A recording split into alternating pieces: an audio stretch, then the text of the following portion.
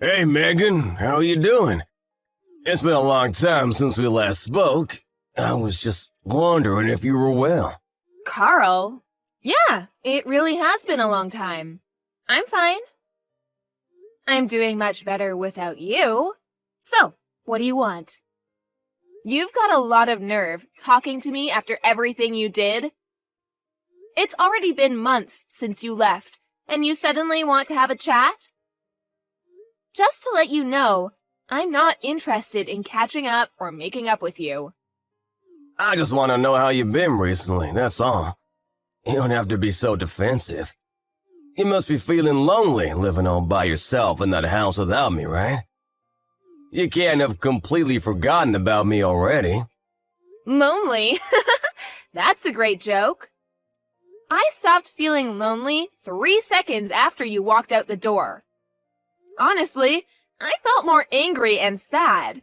But it's already been months. I'm not sad about you anymore. I'm disappointed and still angry enough to not want to have anything to do with you, but otherwise, I'm doing really well. I'm grateful to our lawyers that our divorce went so smoothly and that it was all over so quickly. Thanks to that, I didn't have to meet you in court as often as I expected. Alright, I'm kinda shocked. I thought that you would still feel something for me. I mean, it's only been 6 months, you know? You can't have gotten over me that quickly, can you? I kinda feel like we've really grown apart. I feel like there's a massive distance between us now. We used to be husband and wife, and we were in love, and we lived together, ate dinner together. But look at us now. We're so far apart. Huh? What's your point, Carl? I told you that I'm not interested in talking to you. That includes getting nostalgic about how things used to be. And what do you expect? I don't know where you're living right now, but of course we're far apart, physically and emotionally. We're divorced, and we're never going to see each other ever again. We're complete strangers now. You're no different to any stranger I pass on the street. The difference between you and a stranger is that I would rather have a conversation with any random person rather than speak with you. Megan, don't be so cold. You don't have to be so harsh towards me. I used to be your husband. The key words are used to be. That was until you won the lottery and suddenly started acting like you were better than me. Yeah, it was a lot of money, but I don't understand how you could have changed so much in just a matter of hours. You threw me away on the day you won that lottery, and you're telling me that I'm being cold?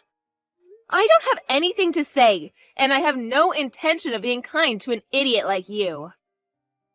Trust me, I feel really bad for what I did. I know I've been an idiot. That's why I messaged you today. I did something terrible, but I wish you could just talk to me. I'm really sorry. I hurt your feelings. I thought about what I did since then, and I've reflected on my actions. I regret ever doing something so stupid and impulsive. I should have been more rational when we were talking about the winnings, and shouldn't have reacted like that. No, I should have listened to what you said more carefully. You were being so reasonable about what to do with the money, and I wrecked our marriage because I was so selfish. I regret all of that and more. The fact that you're saying that now means you're in the situation I predicted you'd end up in all those months ago, right? I hate to rub it in, but I told you so. I can't believe it took you so long to realize how wrong you were. I could see it coming from a mile away, but I guess you just had to experience it firsthand. I know, I was stupid and I'm sorry. I finally realized that you warned me that this would happen for my sake. I was too blinded by the money to understand that you were only thinking of me. I wish I could go back in time and change everything, but I can't. I was so stupid and I regret it all. Yeah, you were so stupid. And horrible, too. I get that winning $3 million was a big deal. It's a lot of money, and it's not every day that such a large amount of money comes into hand. I think anyone would panic and get big ideas about how they want to spend their newfound fortune. I was pretty shocked too, and I won't lie, I thought about all the amazing things we could buy too. But the way you reacted was abnormal. Once you knew you had the winning ticket, nothing else mattered to you. You only cared about yourself and the money. I wasn't thinking straight. It was like I was in a dream state. I couldn't help myself. All I suggested was that we should be sensible with how we spend the money and save as much of it as possible for our future together. And keep some money aside in case we had children. I wasn't planning on taking anything from you, and I made no mention of spending it all by myself, but you started raving. Shouting at me that it was your money and that I wasn't allowed to touch a single cent. That it was for you to use the way you wanted to spend it. I never intended to take anything from you, but that's what you assumed. And suddenly, poof! Like magic, you were gone, along with the money. You didn't even answer my messages until you sent me the divorce papers. And even then, you only replied that you would give me alimony if I signed the papers. We had been together for 3 years, but all that went down the drain when you got that money and turned into a completely different man. For weeks, I wondered what those 3 years were, if they meant nothing to you. After I stopped being sad, I realized that I had already wasted 3 years, and that I shouldn't waste any more time trying to make sense of what you did. I know. I was completely at fault. But it was $3 million. Neither of us had even had a tenth of that amount in our banks at one time. You can imagine why I went so crazy, can't you? Yeah, it's a lot of money, but that doesn't excuse your behavior. You ranted at me that my parents might come and beg you for money because they're so poor and that you couldn't trust anyone anymore. You were insulting me and my family with every word you said. Because you had all this money, you had this ridiculous idea that you were better than all of us. I never knew you could be so hurtful and obnoxious, and I was shocked that you could change so easily because of some money. I don't know what got into me. I don't really know why I said any of that. Well, I didn't mean it, you know that, don't you? I regret everything I did and said after that. I wish I could take it all back. Really? It sounded like you meant it at the time. Don't try and run away from what you did. It's way too late for you to start begging me for forgiveness. I couldn't care any less about how guilty you feel. Your feeling bad isn't going to change anything. Anyway, what do you want? Let's get this over with. What are you talking about? There's a reason why you messaged me today, isn't there? I know you didn't just message me so that you could apologize. No, I really was worried about you. I wanted to show you that it changed and felt bad about what I did. I guess I also wanted to find out what you did with the money I gave you when we divorced. I was just curious about how you spent it, that's all. Money? That's what you're interested in? You're talking about the lump sum of money you gave me, right? You chose to give me that money instead of sending me regular payments of alimony because you didn't want to risk having to send me alimony payments for the rest of your life, if I remember correctly. Yeah, that money. I gave you $200,000, didn't I? Yeah, you did. What about it? What did you do with it? It's my money, so what does it matter what I did with it? I don't think it's any of your business how I spent it. It's not like you set any conditions for how I spend it when the amount was decided in court. Yeah, but it was my money to begin with. I think I have a right to know what you've done with it and decide what you do with it regardless of what was decided in court. And if you have any left, I was wondering if you could return it. Since you're so smart when it comes to money, I was hoping you still have a lot left. No way. You can't seriously be asking for it back. Of course I'm not giving it back. It may have been yours when you had it, but it became mine when you paid it to me as compensation. Do you understand the meaning of the word compensate? You're the one that suddenly asked for a divorce, so I was owed alimony. But you didn't want to pay that, and I didn't want to keep on having to meet you in court, so I settled for that money you gave me. I don't have any obligation to return that money to you. That money was owed to me, and it's mine. Yeah, it was compensation, but I only gave you a lot of money because I had a lot of my own money at the time.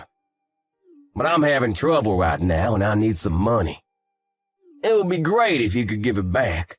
To be honest, it's my money, so I shouldn't even have to ask you. What do you mean by trouble? I got married after we divorced. Oh, so the rumors I heard were true. Congratulations! I heard that you married someone. So, how did that turn out for you? She ran away with all of my money. I never should have married her. What? All of it? Yeah, can you believe it? It was $3 million, so I thought that I didn't have to worry about anything for the rest of my life. I thought I could live like a celebrity. So I resigned from my job and had a house built for me and my new wife. We filled it with designer furniture and everything. We even had a pool put in. We were living the perfect life together until one day she suddenly asked for a divorce. After the divorce was finalized, I realized that all of my money had been transferred to her bank account, and she was gone. We were divorced. My account was empty, and she had disappeared. She even told her lawyers that I had been cheating on her, even though I'd never done anything like that. I'd already lost $1 million in compensation during the divorce for an affair I never had, and she took the rest of what was in my account without me even realizing it. I don't know where she is, but the last I heard, she was living in a penthouse apartment abroad. You said you'd never cheated on her, but she managed to win the court case? That must have meant that she had enough evidence to argue for compensation. You can try and act the victim all you like, but in the end, it was your own fault. Your own, irresponsible actions brought all this upon you. Yeah, fine. She got pictures of me with another woman.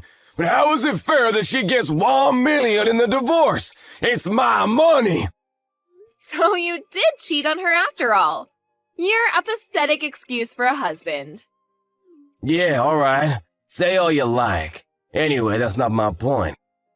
I've explained why I need the money. Can you give me back the money I gave you? I need it right now. My ex-wife got the house in the divorce too, so I don't have anywhere to live. She's not even using it. She's abroad. But the woman put it out for sale. I was kicked out of my own house so that she could sell it and take more money from me. Megan, you're still living at the same place we lived in when we were married, right? Can we live together again? Excuse me? Are you asking if you can move in with me? Let's just forget about everything that happened in the past and live together. I want us to start over. I'll be a better husband this time. Even if we don't have the $3 million, I know that we can be happy together. I still love you. We can work through this together. I swear I'll make you happy this time. No way. You must be out of your mind. It's disgusting how you think you can slither your way back into my life again. We're over, and we're never getting back together. Ever. The divorce was finalized, and I'm free of you. I don't have anything else to say to you. Plus, I've already moved out of that house and sold it. I'm living somewhere else. What, you moved out? Where are you living now? Are you still close by? I'm not giving you the details of where, but I'll tell you a bit about it. Thanks to the compensation I got from you, I was able to buy some pretty reasonable shares. I had to be patient, but it went really well. I managed to earn a profit from it. You bought shares? I never knew that you knew how to do that kind of stuff. Why didn't you tell me when I had the $3 million? We could have made an even bigger fortune. Don't be stupid, Carl. It was beginner's luck. And of course, I didn't put the entire $200,000 you gave me into buying shares. I invested a reasonable amount and got lucky.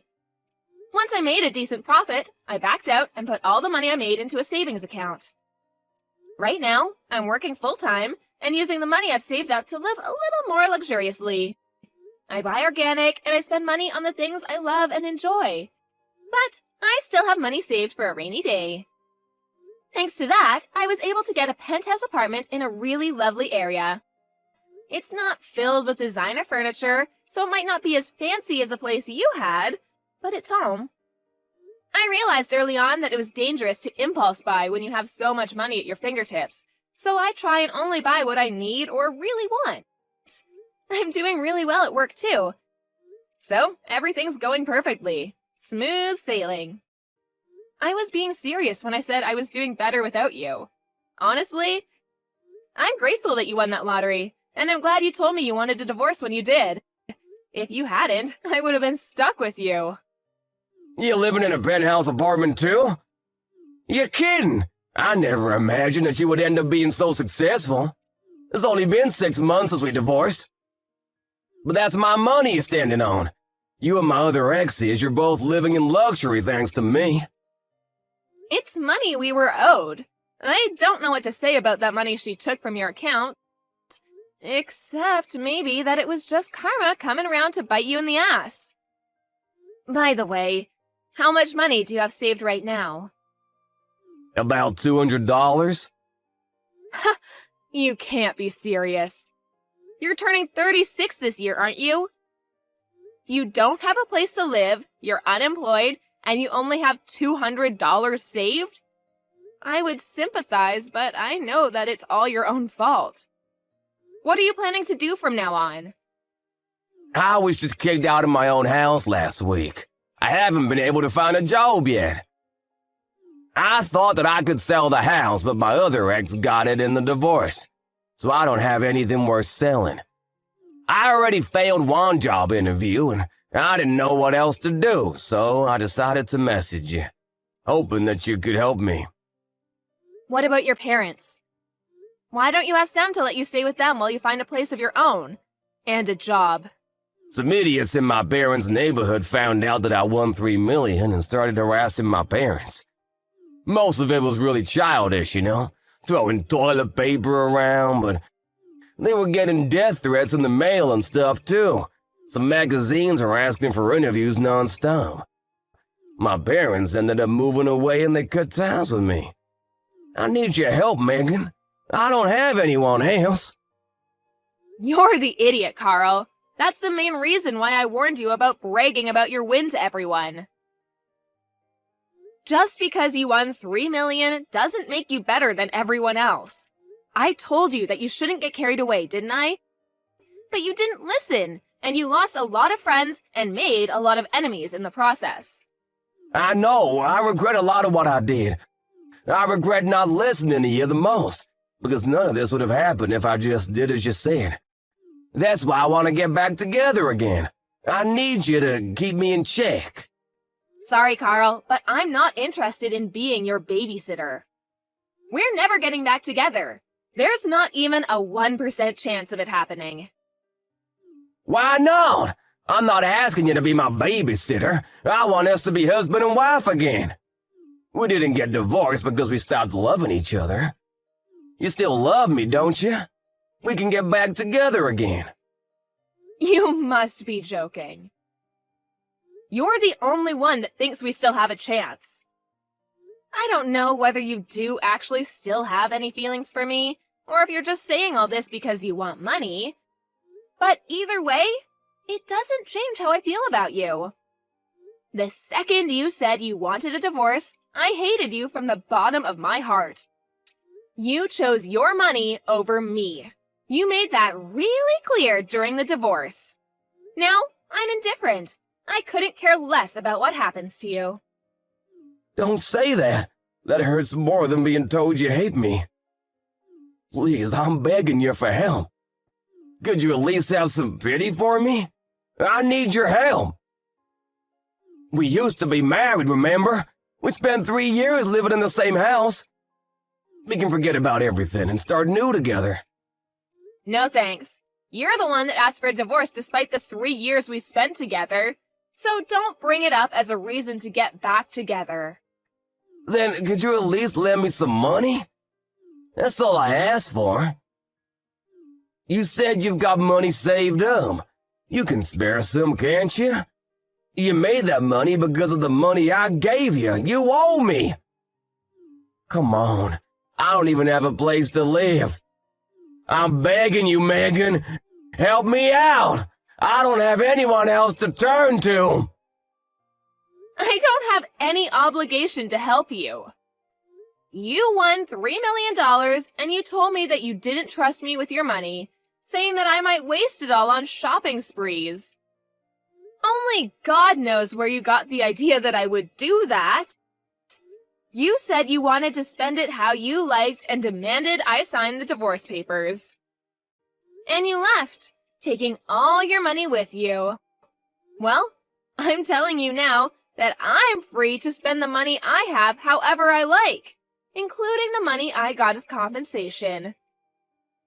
I don't have a single cent to give you.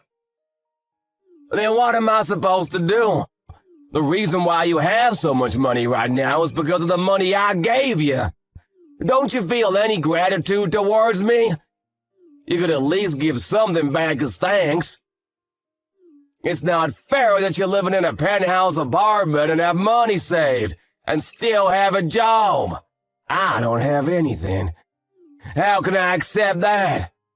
Why should I care whether you accept it or not? You were living in a house filled with designer items and lived the celebrity life for a few months, didn't you? I hear that your new wife was quite beautiful, too. You didn't have to work and spent your days relaxing, sleeping, and eating, I guess. Do you remember what you told me when you left me? You said that you were rich and that you deserved better than a boring old woman like me, even though we're the same age. Even though you would be just as boring without that money. You said that you were going to find someone younger and prettier. Someone that would suit your newfound fortune. Did you think I would forget that you said that? I don't remember saying anything like that at all. But I'm sorry, I really am. I wasn't myself then. I didn't think that at all. I've never thought anything like that. You didn't think I was being serious, did you? Ever since we got divorced, I've been thinking about you. I just want to get back together. I realized after spending a few months living with my other wife that the only one for me was you. I need you, Megan. Really? You need me? Thanks. I'm so flattered. Is that all you have to say? I'm begging you here. Just listen to what I have to say, please. Can't you be a little interested just for a minute? I just need $1,000, that's all. I won't ask for any more than that. I'll pay you back. Megan, are you listening to me? If I have $1,000, I can buy lottery tickets again. I'll win a fortune, and I'll be able to give you all the money you want. You've got to be kidding. I guess it's true that money drives people crazy. You hear a lot in the news about how people spent their winnings on something ridiculous, but I think you've outdone all of them. I've never heard of anyone that had to beg their ex for money to bet their chances on a second win. If you think that's the way out of your problems, then there's no helping you. What do you mean there's no helping me? You can help me. I just need money. We can fix everything if we get back together and help each other through this. I want to start over with you. I love you. Don't you love me back? Don't you feel sorry for me? You don't love me. You just love that I have something you don't. My money. And I don't need anything to be fixed. My life is great as it is now. It's not perfect yet, but you're not the one that will make it perfect. You need to learn to fix your behavior and fix your problems yourself. Don't bother me anymore. I do love you. I only have you. Give me back my money. It's not yours. I made this money because of the decisions I made. You lost yours because of the decisions you didn't think through. Don't ever message or call me ever again. You asshole. Let me give you the same parting gift you gave me. I deserve better than a boring old man like you. I'm going to find someone that loves me and live happily ever after without you. I'll be blocking your number, so don't try and contact me. Goodbye! After that, Megan blocked Carl's number and blocked him on all of the social networking they were connected on. Megan was able to forget about Carl pretty easily and was enjoying her peaceful life without him. She was living her ideal life, focusing on her career and coming home to the apartment she had taken care to furnish with things she loved. Carl, however, had used up what remained of his savings and still couldn't pass an interview because of his obvious lack of work ethic. He didn't change his attitude and blamed the interviewers for not passing him. As a result, he started borrowing money from loan sharks. And with that money, he began gambling at his nearest casino. Of course, it wasn't that easy to make a fortune, and the gambling only made his debt bigger and bigger. He was digging his own grave, but he still didn't change his attitude. After realizing how big his debt had gotten, he became desperate. But instead of trying for another job interview, he tried to steal money from a convenience store and was caught by the police. Megan found out about Carl's arrest on the morning news, but was too indifferent to care. She only remarked that money really does drive people crazy, and went on about her day as she usually would. Carl was just another stranger to her now.